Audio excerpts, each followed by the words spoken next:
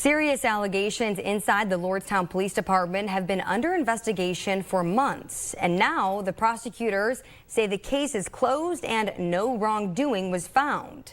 But some residents say the decision to let the village's own prosecutor handle it raises conflict of interest concerns. In this Watchdog follow-up, I took a closer look at how the investigation was handled. The investigation into allegations inside the Lordstown Police Department has come to a close, but the way it was handled is raising questions about conflict of interest. For nothing to come out of this after a 6-month-long investigation is a little bit hard of a pill to swallow.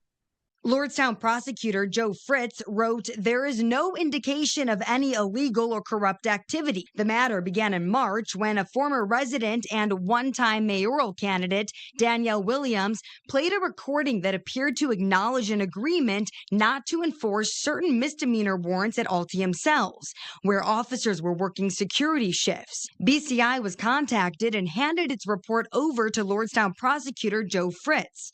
Fritz is not required to recuse himself by law, and he refused to do so. Within days, he closed the case. I'm not buying it.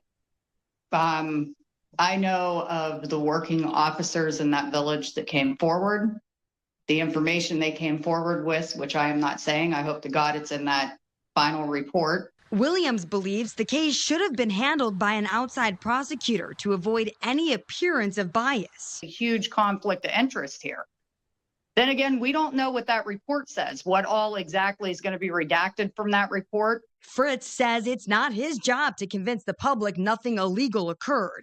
He says there was no conflict and that if it was necessary, he would have appointed another prosecutor. Police Chief Brent Milhone says he's reviewing the full report and that if any administrative issues are identified, he'll address them. There has to be accountability somewhere, and I feel like there's no accountability here.